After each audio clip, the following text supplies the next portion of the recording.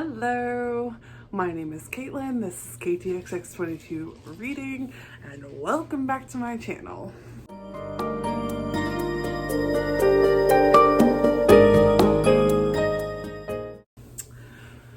Tonight, this evening, I'm going to be doing a book tag. I'm going to be doing the fall book tag. I will tag the original creator down below, plus all of the questions. We're gonna get into it. Firstly, well aware that I do not typically do these, but I'm trying to film more regularly. I have something that I'm starting this week that will be really exciting. I'm super excited to start it, but I don't want to spoil it for you or for myself. So I figured a tag video, perfect. I would have done a reading vlog, but I was out of town this weekend and I didn't really read, so why reading vlog if you didn't read? Anyway, let's get into it. I've got the questions on my headed notebook. The first question is, in fall, the air is crisp and clear.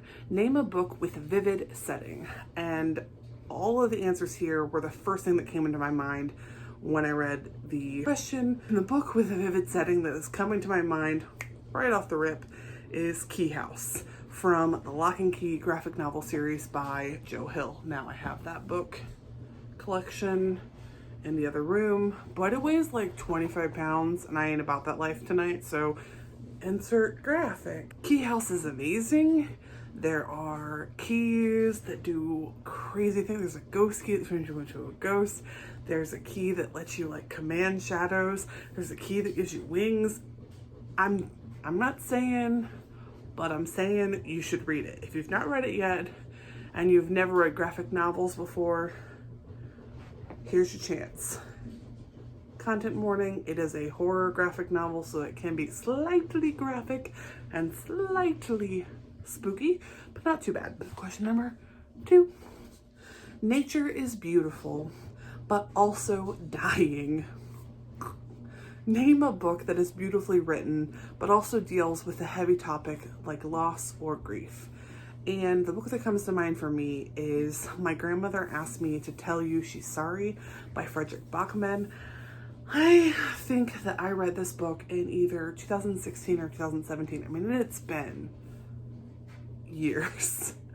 And I still remember how emotional this book made me. The little girl who was our main character, who we get the book told from her perspective, has just lost her grandmother, who is just this very eccentric woman. And so having this journey and experiencing this girl going to her housemates, they live in like a giant like house, and like each floor is a different family, and she has to apologize for her grandmother being wild. I really liked it. I thought it was really great, but it is heavy. It's funny and also sad. Highly recommend. Question number 3. Fall is back to school season. Share a nonfiction book that taught you something new. And for this, I'm going with The Rise and Fall of the Dinosaurs, A New History of a Lost World by Stephen Bersati. Chef's kiss of just perfection, sheer dinosaur badass perfection. This is, and I reread my review today for this book, the most fun I had reading a nonfiction book that was science/history based ever, period. Bersati reads his book for the audiobook, and it is so entertaining. He made me feel like I missed out on a calling. I should have gone to school. I should have become a paleontologist. He dropped fact bombs on me consistently, like chickens and our seagulls are descendants of dinosaurs, first. Second, every year they find at least 50 new dinosaur every year. That's like a new dinosaur a week. That is crazy. I did not know that. Also, dinosaurs have feathers. Read this book. It's super entertaining. I can highly recommend. And for me, it's a nonfiction book for everybody. Guys, girls, kids, your grandma.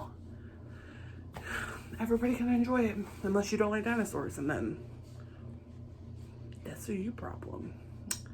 Number 4. In order to keep warm, it's good to spend some time with the people we love. Name a fictional family / household / friend group that you'd like to be a part of. No brainer.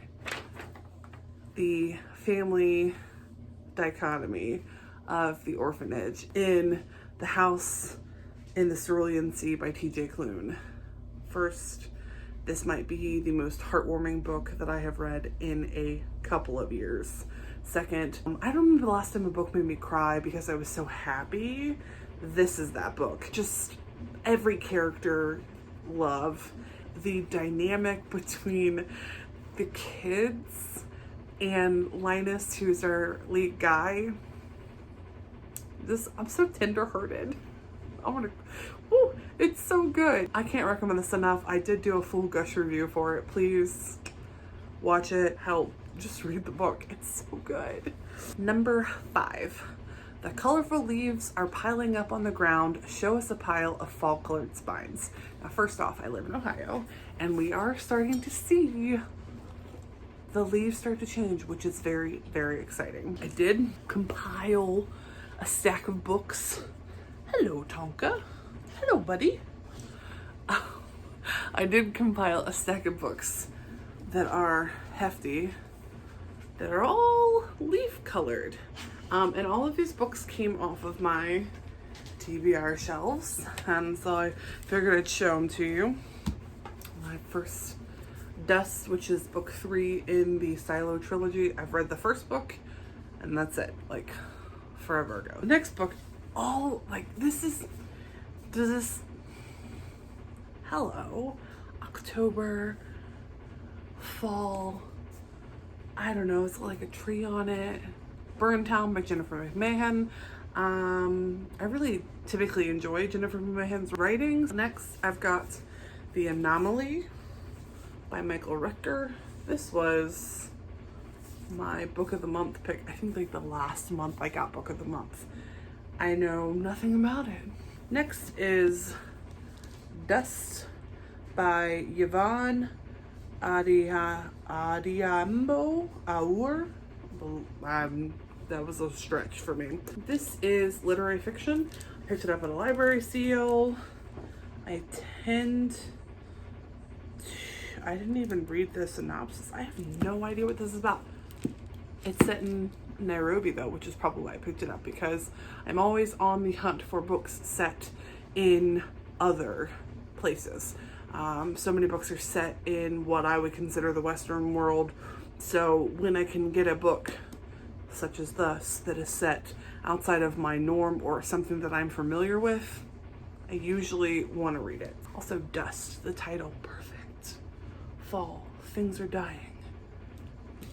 Should be dusty. And the last book that was in my stack is Don Quixote by Miguel Cervantes. When I was in high school, I had to read like the children's edition in Spanish. And when I got married, my Spanish teacher, who I'm still friends with, gifted me this beautiful edition. I mean, of course, it's massive, of Don Quixote, and it's a very tender gift to me. The next question is, fall is the perfect time for some storytelling by the fireside. Share a book wherein somebody is telling a story. Again, went with the first thing that came to mind, and that was City of Girls by Elizabeth Gilbert. I read this book earlier this year or the end of last year because it was a book club book. I thoroughly enjoyed the first 75% of this book. It talks about Vivian. Vivian is our person who's telling this story, and she's telling her life story. And it's just like a very fun 1920s. She wants to be a costume designer for the theater. Her aunt is an eccentric who owns a theater. Things happen. It was totally unexpected, and I was thoroughly enjoying it until the last 25% of this book. And I was like, what? Where were we going? Why did this come out of nowhere? And why is this minuscule character the character? I don't know. Some people really enjoy it. It was not for me. I remember giving this book a 3 out of 5. But it is a storytelling-esque thing. I would love to read more books that show the more sordid side of the 1920s. I just don't know that there are that many out there. We knew what was happening. Question number 7. The nights are getting darker. Share a dark, creepy read. First thing that comes to mind, Summer of Night by Dan Simmons. So scary. You can probably sneak it in. If it's still warm where you're at, sneak this book into a TBR ASAP because it's scarier than it. Sorry, Stephen. It is your 73rd birthday today, but Summer of Night is scarier than it, which scares the bejesus off of me. It is almost as scary as The Exorcist, which I also I love it. I think it's a fabulous book. The Exorcist scared the crap out of me. Can totally recommend that. This book was equally as scary. And again, another book that I have in the other room that I was too lazy to grab. Are we surprised? Question number 8. The days are getting colder. Name a short, heartwarming read that could warm up somebody's cold and rainy day. Now, typically, I don't read heartwarming reads. And if I do, they're not short. I just went with the most recent heartwarming read, something that made me feel good, was very much needed at the time that I read it, and that was The Switch by Beth O'Leary. I looked up the page count, it's 336 pages, but for me this book was super quick and super fast because it was super easy to read.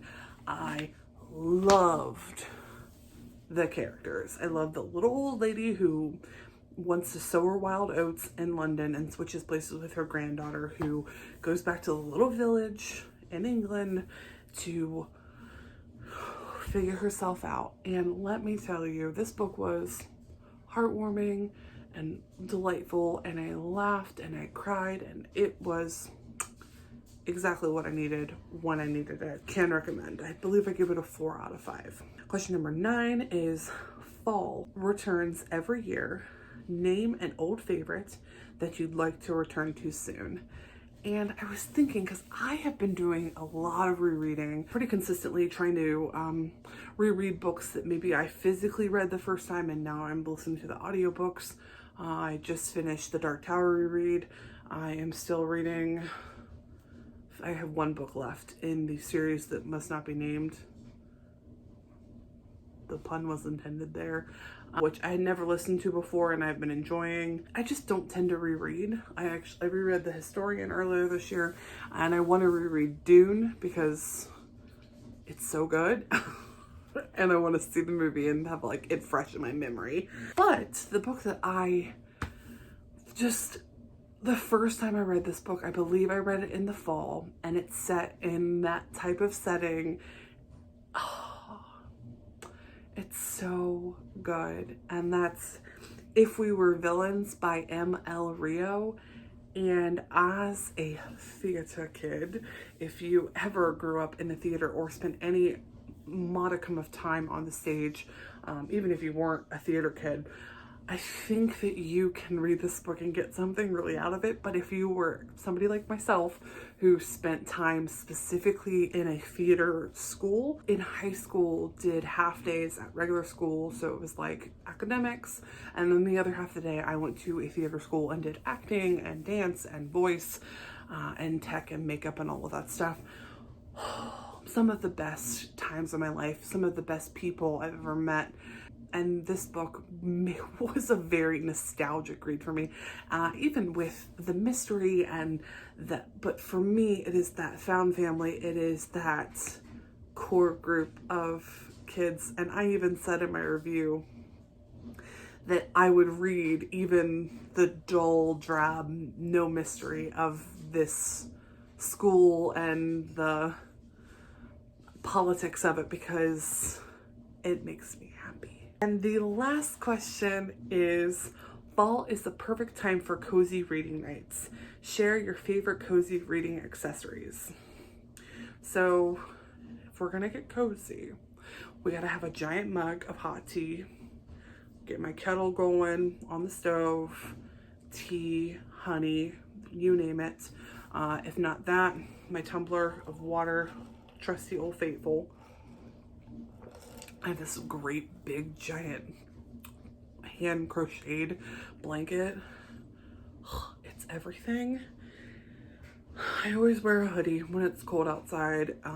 As the weather changes, you will see me change from my traditional cutoff t-shirt to a hoodie. It's the cutoff t-shirt's just underneath. I'm a style icon. What can I say? And the last thing is a dog laying at my feet.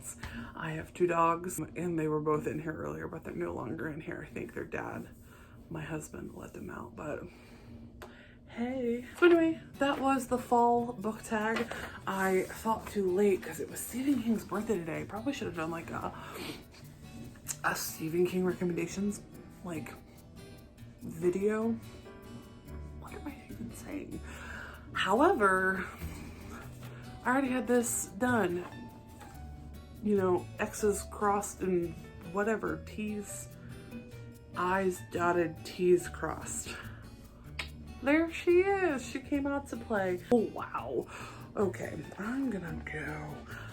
I hope you guys have a fantastic rest of your day. Happy birthday, Stephen. One day I'll do a recommendation video. If you want them, let me know. Leave a comment down below. Like, subscribe, all of the good things. And I will see you in the next video. Like I said, I'm starting it Wednesday. So excited. Can't wait. Bye.